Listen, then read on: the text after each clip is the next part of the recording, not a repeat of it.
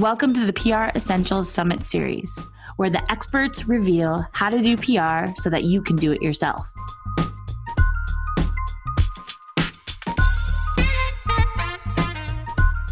Hello, and thank you for joining us for Nonprofit PR and how to get started. Whether you're looking to educate the public, increase donations, or find volunteers, public relations can support the growth of your nonprofit effort, event, or organization in various ways. However, you may not know how to get started. So today, we're going to be speaking with Mercy Chikowore, a PR maven with over a decade of experience creating communication strategies for nonprofit, entertainment, and private sector clients. Mercy has secured an impressive portfolio of local and national media placements, landing her clients in Associated Press, The Washington Post, New York Times, The Root, Business Insider, and more and more. I'm sure I can keep going, but welcome, Mercy, and thank you so much for joining us for the PR Essentials Summit today. Thank you for having me. I'm really excited. Yeah, so this is an area that I've worked in before, but don't know very much about. So one thing is that I know there's very nuances in nonprofit PR and in every niche of PR, of course. Yes. So this is going to be a great conversation. I know you and I have been in a conversation even about the difference between public relations and publicity, and that's even a little bit different. So I do think that nonprofits typically have different challenges and maybe even different opportunities than regular startups or businesses. So I would love to hear more about what people should be considering when they're doing nonprofit PR or like jumping into it. So yeah, I think the first main question I want to kind of kick this conversation off with was, how is nonprofit different than most traditional business PR? So nonprofit is an awesome space because it focuses on the why, right? Mm-hmm. So you're not going to start a nonprofit all willy-nilly just because. You're not going to start a nonprofit because you want to make a quick buck. Right. People are typically starting nonprofits because they want us to solve a local, national, or global problem when it comes to human beings. So if you think about a business, you're thinking about your bottom line. What are your product offerings? What's the timing for it? What's the demand for it? When you're thinking about a nonprofit, it's, why am I starting a nonprofit? What problem am I trying to solve? Who am I going to help? And how long will it take for me to help them? So I've been a nonprofit since literally my first job was at a nonprofit. I've worked with nonprofits for the past, how long have I been working now? 15, 16 years. And, the biggest thing is just understanding, what is the mission? Who is your audience? What area am I helping? Are you working in the health space? Are you working in the racial justice space? Are you working in an economic justice space? Who is your audience? Are you working with women and girls? Are you working primarily with children? Like, there's so many questions that you have to answer for yourself as you start your nonprofit or as you're working at a nonprofit. And if you can't answer these questions internally, then you're going to have a big problem externally. So those are the things that everyone needs to think about. But it really, truly is about the people and the stories. Again, what is the problem you're solving? And really, people want to know the what and the how. There's those 5 main things: who, what, why, when, and how. Yeah. So again, answering those questions first will then help you figure out a PR strategy. That's good advice. It's a lot of questions, like you said.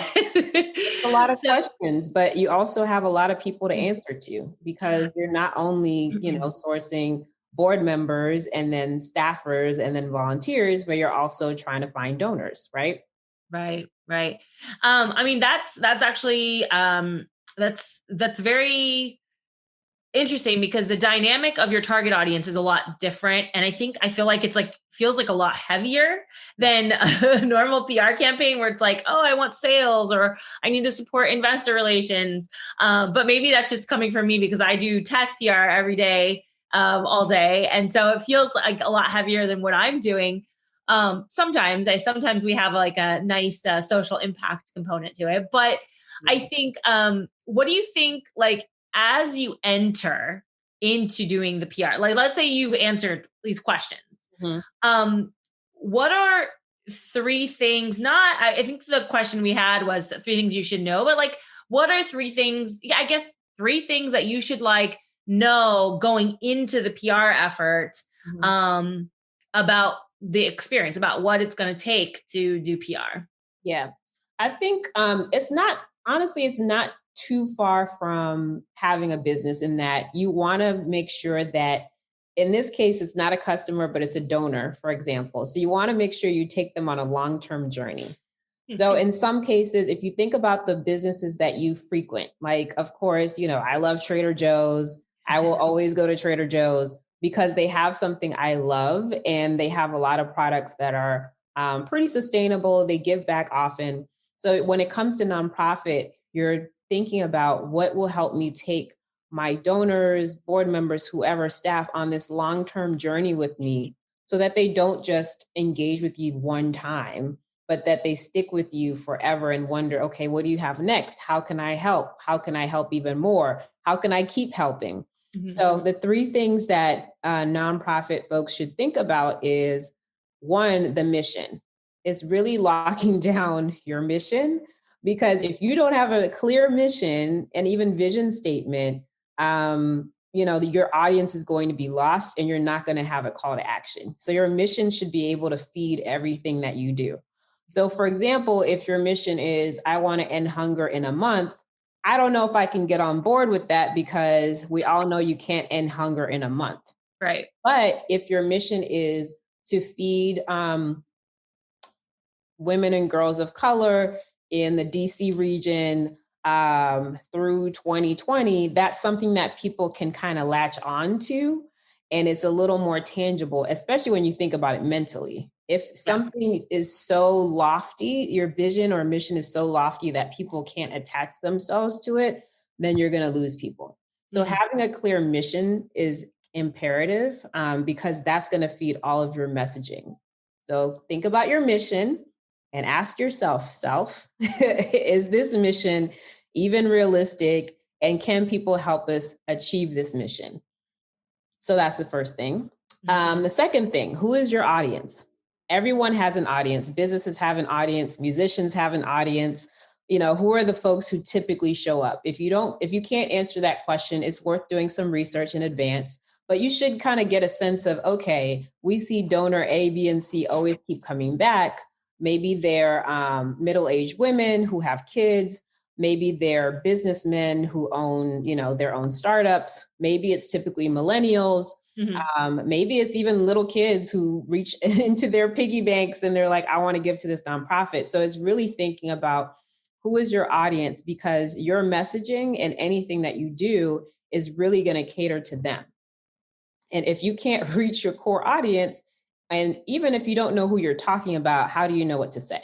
Right. So you need to know who you're talking to. You need to know where you find your audience. The best example I give is, if you have a client who is trying to reach their audience who typically has iPhones, let's think about Clubhouse even. It's for iPhone users. But the client decides to pour money into folks who have Androids. Right. There's a clear disconnect because you're missing your entire audience who actually has iPhone and not Android. Not that I'm endorsing any one of them. So think about this is not an endorsement. But Apple, I'm here if you want to give me anything. So the last thing to think about is how are we reaching our goal? Are you reaching the goal through grant making? Are you reaching your goal through fundraising? Are you reaching your goal through research? What is it that you're adding to this space that you're entering in that nobody else is doing? In the same case as businesses, right? You're not going to create a business that someone else has as well, though we've seen it time and time again. But in the nonprofit space, people are more willing to donate to an organization that's taking a unique approach to solving that problem. So you, again, back to the mission piece, if your goal is to feed a certain amount of women and girls in the DC region by a certain date, then how are you going to do that? How much money do you need to raise to get there? Or is it not that you're fundraising, but you're collecting food? Or is it that you're trying to clothe them? So how are you collecting clothes? So it's kind of just figuring out what is the what is the mechanism, how are we solving that goal? And all of those things are really important to even starting a PR strategy.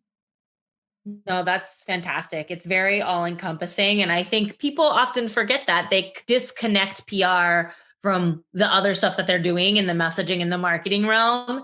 And then later they're like, oh, we've got to do PR. And it's like, that was the whole piece. It was a piece of the whole thing that you're doing, not, yeah, not an afterthought. So those are really amazing pieces of advice. So what would you think, like, let's say you're getting started, you've got some of these things thought out. What are things that you need to have in your toolkit when you're starting to do outreach? Like when you're starting to reach out to the media or reach out to the community, what are things that you need in your toolkit for them to be able to refer to? So what's always helpful for a toolkit is to have some message blocks. So thinking about, your donation can do X, Y, Z. Thinking about, again, going back to the audience. So let's say it turns out you have 3 different audiences. So you have millennials, you have moms, and then you have, these corporate dudes who have startups. You might have 3 different messages for them, for each audience, right? You need to have your call to action. Mm-hmm. It has to be the same and consistent across the board. Your call to action should be the one thing that people remember when they leave your website, leave your event, leave your social media account, have a call to action, have message blocks. The other really important thing I think people forget is that across the board, PR is about storytelling. And a lot of people don't do a good job of storytelling, which is why they hire us. So in your toolkit, have a publicist. But a lot of people are, focused and very linear and like, we need to raise this much money. We need to solve hunger. We need to do this stuff, but they forget about the people that they've helped, the people that they're going to help. What is it that will inspire me to keep giving to you? It's actually knowing where my money is going. Mm-hmm. It's actually knowing where my volunteer time is going. I'm not just going to volunteer for 10 hours and hope that things work out. I want to know that they are going to work out. I'm not going to, donate my last $15 on Giving Tuesday, plug, and not see anything come from it, or not get an update from the CEO, or not even hear one great success story that my little $10, because a little goes a long way. Mm-hmm. But it's honestly collecting those stories. So every nonprofit, depending on who they cater to, should have a story bank. So you want to have your message blocks. You want to be clear on that mission again. You want to have your call to action, but also have the story bank, because when it comes to reaching out to press, they get so many emails, right? And so many nonprofits reach out to them, and everyone has an amazing cause. Like no one is going to look at a nonprofit and say, oh, you're doing nothing for us, right? Right. Because then you shouldn't be in business, because they have to make money too. But you want to hear those success stories. You want to hear, Paula didn't have the resources to take care of her family, but because of XYZ organization, she now has a job. She now got job training. She finished her degree. She kept her lights on this, Christmas. And she was able to feed her family and send her kids to school. Like, we want to know, like, what is that journey that this nonprofit is taking people on? We want to know, how many people have you served this year? If you serve one person, we're a little concerned, but if you serve 1,000, like that's a great number, So it's really the story bank, and statistics is the last thing you should really have. No one should enter a space, and we see this time and time again on social media, but nobody should enter a space that they're not well versed in. Yeah. So I'm not just gonna start, an organization. And this is actually a real organization, but an organization to benefit African survivors living in the United States. I need to know how many African women are in this region, how many are suffering from breast cancer, how many are surviving from breast cancer, what are their challenges, what are the statistics around that, right? Mhm. So I need to know the statistics to even justify that there's a problem. Right, right, So right. so yeah, so in your toolkit, make sure that you have statistics. So when a journalist comes knocking on your door, you can say, you know what? Actually, 1 out of every 4 women and girls is living at the poverty line, below the poverty line in DC. And, we actually have 3 women who are willing to talk to you in these different sectors, whether they're childcare workers, perhaps they're even a domestic violence survivor, perhaps they're an early care and education professional. And let me show you how these 3 women have been helped by our programs and our funding. And I'm using this as a real example because I work with the Women's Yeah. Foundation in DC. So these are the kinds of things that we talk to our grantee partners about. And these are the types of stories we collect, because it's one thing to say give and donate and give and donate. But again, it's saying, here's what you're donating to. Right. Here's who you're donating to. Yeah, it's a lot. It's a lot of information that you have to put. And like you said, if people don't know there's a problem, why would they fix it? Like what are they paying for? Yeah. That's a huge point.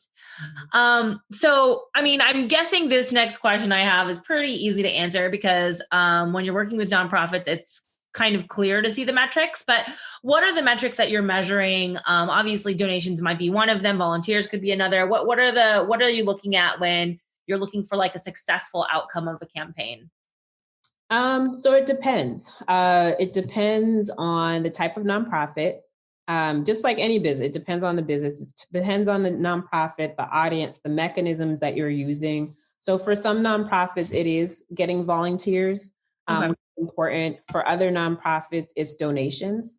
There are a lot of times where even at the Women's Foundation, we're a fundraising organization. So we raise money and we grant it out to other organizations, Okay. which is always fun to explain. But we only collect money, but we definitely get phone calls of, can I drop off my canned goods? Can I drop off clothes? And we're like, no. But we know some organizations you can give to, which are our grantee partners. So honestly, every nonprofit has a different way of supporting their audience. So it could be donations, it could be monetary, it could be clothes, it could be food, even school supplies. Trying to think, there's organizations like Dress for Success where they're collecting, professional clothing. There's Goodwill. Right, right. Goodwill is a great example because they have different avenues of donating. So you can donate money, you can donate clothes, furniture, but on the other side, they also have job training programs. Oh, okay. So a lot of people don't know about that. So kind of figuring out what is it that you want to give. Goodwill has different things that they can measure. But we can also measure, obviously media hits and social media and, what kind of chatter is going on there. So it honestly depends, but every nonprofit has to answer to their board, and every nonprofit needs to come out in good standing financially. So you'll see that, GuideStar is something that folks have on their website. Okay. Sometimes you'll get 4 stars if you're doing things right, or if you don't get 4 stars, you probably need to reevaluate some things. But yeah, so that all of those things can guide your metrics. And that's something that you should develop on the onset when you're creating your like kind of program. You should say, okay, we're going to measure these different milestones, right? I mean, with any program or you should definitely have some milestones, metrics, and you're going to report out. So, if you, for example, fundraise and you realize you were able to give 100 women and girls some type of stipend for the year, you gave the stipend, but you also need to connect with them to say, okay, what did this stipend do for you, and make sure that you report all of that. You can't just give and then hope for the best, because that's just not how the world works. So a lot of nonprofits are spread thin because they're doing so much admin behind the Yeah. scenes and then trying to get press on top of it. So it's a lot. It sounds like a lot. Are there any like kind of hacks to any of these systems? Is there a place that you can go for resources to know all the things that you should be monitoring and figuring out? In terms of press or? I think just in terms of running a nonprofit and like kind of measuring your campaigns and milestones, Yeah, anything. I mean, there's definitely a lot of trade publications. There's definitely a lot of trainings for nonprofit professionals. So Okay. I would definitely consider looking into that before you start a nonprofit. Um, yeah, there's so many different things, and there because of thankfully racial equity is a huge buzzword. There are a lot of new programs around healing justice. And different ways of granting. So trust-based philanthropy is what Okay. it's called, where in the past we would make little smaller organizations maybe climb 50 hurdles and jump through 20 hoops just to submit a proposal. But now we're saying, just tell us what it is you need. Mhm. Tell us what resources you have, and we will actually be the ones to fill out these lofty applications for you. So trust-based philanthropy is trusting that this organization is saying they need what they actually need and then giving it to them. Okay. Yeah. Okay. So this typically applies to nonprofits who are people of color led and women led because they get the least amount of funding. I believe the statistic was 1% of all donations across the US or the world goes to women led foundations, which is very disgusting if you think about it. Yeah. So there are a lot of resources. I definitely would look into the Chronicle of Philanthropy. And then it's really figuring out what part of nonprofit are you in, because there's so many different types of nonprofits. Got it.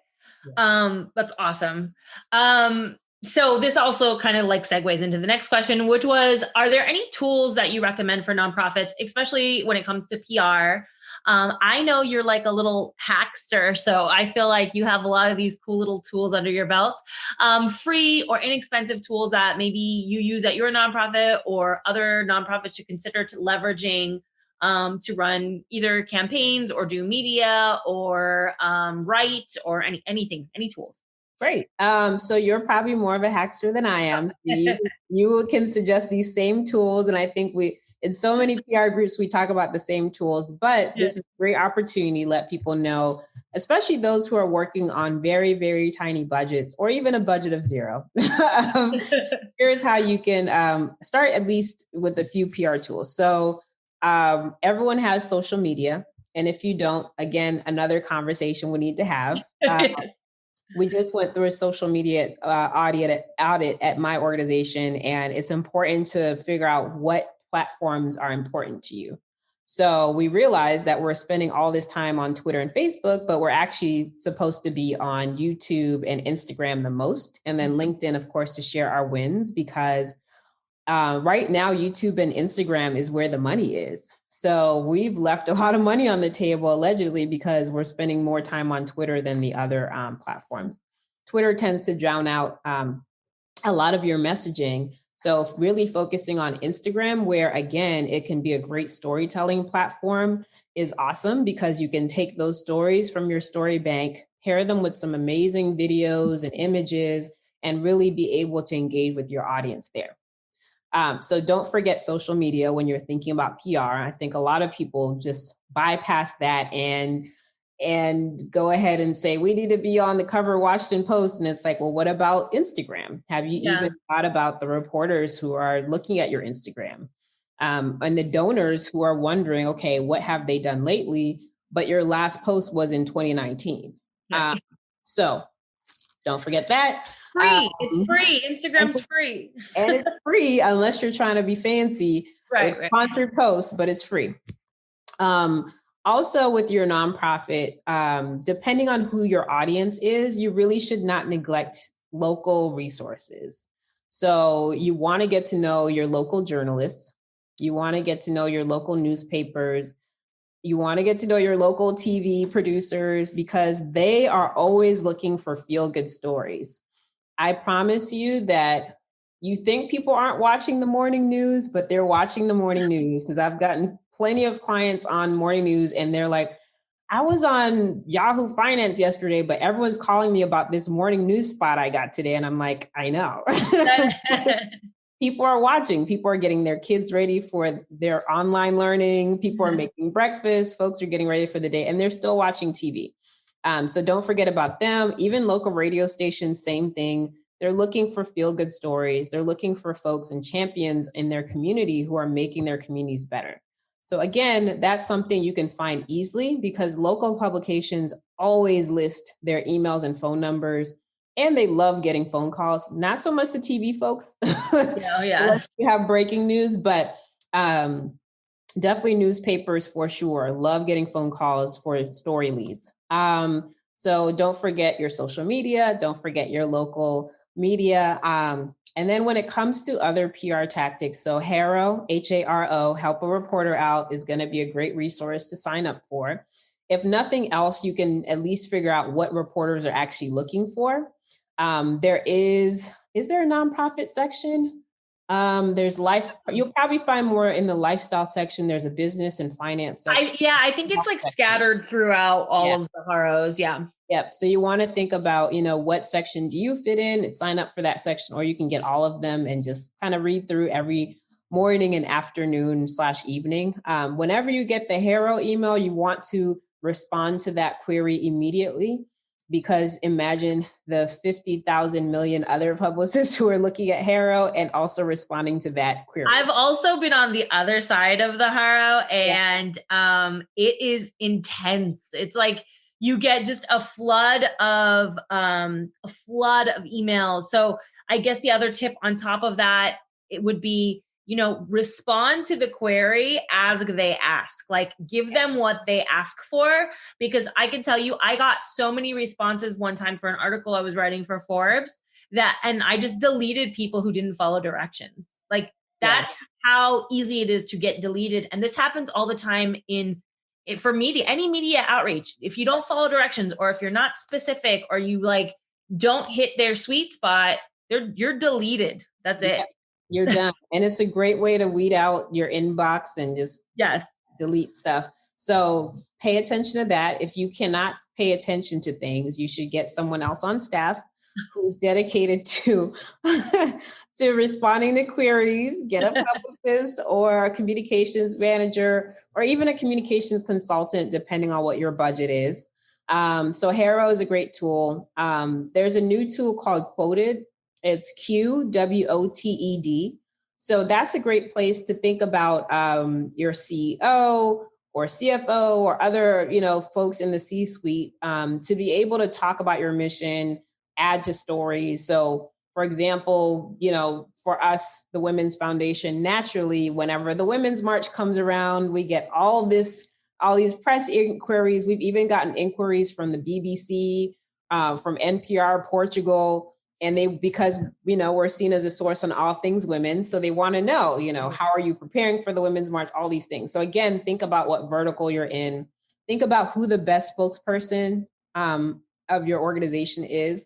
And here's a tip. Sometimes it's not always the CEO. Sometimes it's not always the founder. So think about the person who has a great personality, who can think about things on the fly. I've had clients pay for me to get them press, and then they reject the press or can't do it because they got too nervous. They don't want to be on camera anymore. They don't feel like they have enough subject matter. Again, all of these things you should have solved before you got the publicist, before you reached out to the media, but sometimes folks get a little nervous. Another tool is Muckrack. You can easily find journalists who are usually covering nonprofit stories. Honestly, another tool is just the internet, search and research. So you want to look at the Chronicle of Philanthropy, Inside Philanthropy, Nonprofit Times. Even every publication has a reporter who typically works on either nonprofit, social impact. Maybe you're in the education field, so there's education reporters. Maybe you're in the health field, so there's health reporters, tech reporters, all of the above. So you want to make sure that you do that research and know who's talking about what, so you can reach out to them. And I think the other biggest resource is your own patience in that, in knowing that, you know, some of these opportunities are there, but won't come into fruition for sometimes weeks, sometimes months, and for some people, even a year. So really think about that. Because I did a Haro recently. I responded at the end of October, and the story just came out today. So, you know, imagine that you're a nonprofit and you're really banking on this story coming out. You should definitely be prepared when it does, because it could add a lot of website hits and folks coming your way. So you want to be prepared and make sure your website and social media up to date. And I have one last tip that was really important that I forgot. So I guess it's not that important. Man, what was it? It was so good, but I'm sure. Oh, yes.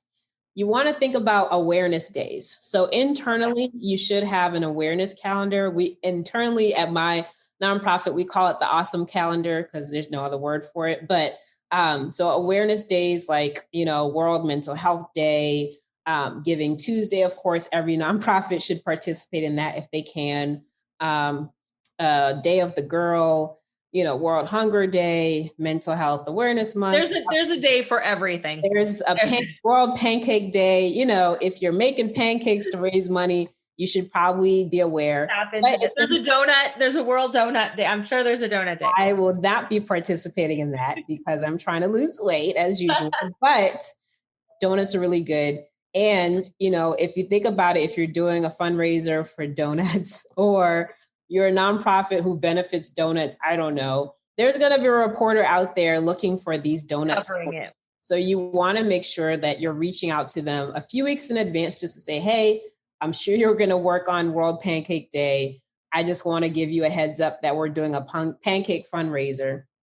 And you should, you know, come if it's not during the pandemic, or you should attend virtually, just to give them that heads up. So Uber eats your pancakes. Exactly. You know, for us, equal pay day is a huge deal.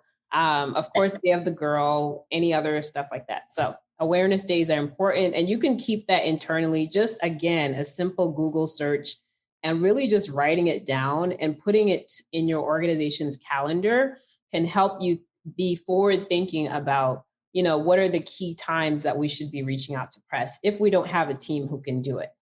Yeah. And also like leveraging that for social media content too, right? So like blog content, social media content. Yeah, these are all, because your stories are going to fit into some of those awareness days. If you're talking about job training and of all these women who got unemployed because you fundraised and perhaps donated to a certain organization that does job training, that can fit into Equal Pay Day or any other awareness days like that. Yeah, I think this is good. This is amazing because I think, well, nonprofits have more of a storyline. Well, I don't know if that's true, but they do have a deeper storyline. I think it's a little bit more, you know, the heartstrings than a business story. But I think all of these things can be applied, you know, I feel like it should be applied across the board in any business. Yeah. I mean, really with nonprofit too, I'm so excited I cut you off, but with nonprofit, yes, everyone has this storyline. You know, there's always a brand story, right? With businesses. The thing with nonprofit is it's ever evolving. It's a growing storyline, and you want to make sure it's a growing storyline. Otherwise, you're not doing your job, but you should have more opportunities to build out the story versus a business. Perhaps people are attracted to the story and the product, so they'll keep coming back. But a nonprofit, you're doing so much work to keep churning out those stories, to keep making sure you're solving this problem and to keep making sure you're taking the steps to get to your solution. Yeah, no, that's fantastic. Fantastic. I love it. Okay. We kind of talked about some hacks and some tools. Anything that we missed that people should be knowing about, specifically nonprofit PR? Yeah, I mean, there's a lot of things we probably haven't addressed because you know, I will invoice you for that. But but for those who are watching, there are other things to figure out where, again, whether you do or don't have the budget is really thought leadership. Thought leadership is one of my sweet spots where I can take one of the organization's leaders and make sure that they're known in their space. So with thought leadership, that means speaking engagements, that means op-eds, that means that person is the voice of the organization. They're an expert on this subject matter. They know what they're talking about. People come to them often for this resource. People come to them often to understand, what's the latest statistics on this issue that you're working on. And if they, again, if they don't know these things, figure out who that person is going to be at your organization. Or if you've noticed, a lot of nonprofits will get celebrities or influencers to champion their cause, because those celebrities are either affected by whatever that cause is, and can be, a story for them. So, for example, trying to think of like really good ones. I actually worked with a nonprofit in Malibu, and Gabby Reese was one of their celebrity spokespeople. It was a water charity. Mm-hmm. So she was good because she's, a nationally known or globally known volleyball player, sand, water, Yeah. So you had that little connection. Absolutely. There's so many different celebrities who are championing so many causes. I wish I had a whole list of them, but but you can think about that yourself when it comes to a number of people. They will be great because it's easier to get press with celebrities. And especially if they're willing to do interviews on your behalf, especially if they're willing to do tours or anything else on your behalf, and especially social media on your behalf, you really can tap into a different audience there, and even, it helps leverage the press piece and get you in some publications where most nonprofits aren't sexy. Let's be honest. Like most nonprofits are not on the gossip sites, thankfully. They're not going to be on E, or, those kinds Unless they do something wrong. Right. But having an influencer, spokesperson, or someone who can champion your cause is helpful. But again, if that's not someone in your organization, reach out to someone and see if they're willing to do it for free. If you've heard them talking about that cause before. But thought leadership is really great, which again, you can do internally, is map out, what conferences should that person be attending? What conferences should they be speaking on stage? A little bit of stalking, I see. A lot of stalking, You want to make sure you get your CEO or whoever that person is on that stage so that they can champion for your cause. They can add more visibility to your cause, and they can become a subject expert. Anytime they're on stage, virtually or in real life, is a great deal for your organization, and it drives more eyes and more funds to your organization. So definitely speaking opportunities, if they can write, even better. If you can write on their behalf, even better. But op-eds are important. You'll notice a lot of nonprofit leaders tend to write op-eds in like Huffington Post and New York Times. There's so many issues going on, especially this year, that it's important for leaders and subject matter experts to really lend their voice to these topics. So think about those op-eds. And even if it is a whole post on LinkedIn, I know LinkedIn does a lot of different things. They have LinkedIn Live. They have different opportunities for, your CEO or whoever it is at your organization to speak on behalf of your cause. Think of other opportunities where you can even partner with other organizations. We partner with women's foundations all the time. We partner and do cross blog posts. We do joint op-eds. That's an even better opportunity. So if you're at a smaller nonprofit, maybe think about partnering with a bigger nonprofit. If those CEOs are friends, get those communications teams together and you can write a joint op-ed. And I've done that before. Did one for Huffington Post. You could even do one in, an Essence magazine, or all of these media outlets are looking for people to write because it saves them time. They don't have to interview your CEO. Your CEO can submit a story and they can edit it and you're good to go. So those are the kinds of opportunities where you really should look within your organization and figure out who are the subject matter experts. Are we really using our organization's talents accurately? And then even just utilize social media. Are you putting your staff out there? Because your staff are subject matter experts too. If you have a researcher in your organization, they should be on social media telling people the latest statistics. And really it's just getting people to know you more. It's getting them to be more bonded to you because they see a face behind a name. Right. So definitely utilize social media, even do IG takeovers. If you do an Instagram takeover, another way to get visibility and to also partner with organizations and to also do the storytelling piece where we've definitely had people we funded take over our Instagram and say, hey, this is a day in the life of what I'm doing, whether it's a youth program or a woman who works in childcare or whatever it may be. But again, it's that storytelling piece. Yeah. Document everything, basically. Document everything. If you can have videos and photos, definitely have those on hand. Add that to your toolkit. Get a photographer friend, get a videographer friend, or get a really great phone and start getting out there and taking pictures. And of course, there are resources like Unsplash and stock photos. Nappy Co is one that's geared towards Black people specifically because images are super important, especially when it comes to diverse images right now. Yeah, someone actually recommended Pexels to me. Yep, Pexels is another good one. So yeah, there's so many different free resources out there where you don't have to start from scratch. You don't have to hire an award-winning video team or award-winning photographer. And you don't have to bust your budget just to get a photo. You can look online and figure it out. Awesome. So I think we've given way more. Please don't invoice me. Way more than is necessary to get started with a PR strategy. But thank you so much, Mercy, for joining me today. I think a lot of people will come away with great insights. And then also, where can they find you if they want to contact you or connect with you? Sure. No, this was so much fun. And I'm glad I got to give you way too many tips. You're probably like, what do I do with all this? Yes. But you can always find me at mercyc.com, mercyc.com. I always say it's mercy like Lord have mercy. And it's all the same on social media. It's either at Mercy C or it's Mercy C on Instagram. So I hope you got something out of today, and feel free to connect with me anytime.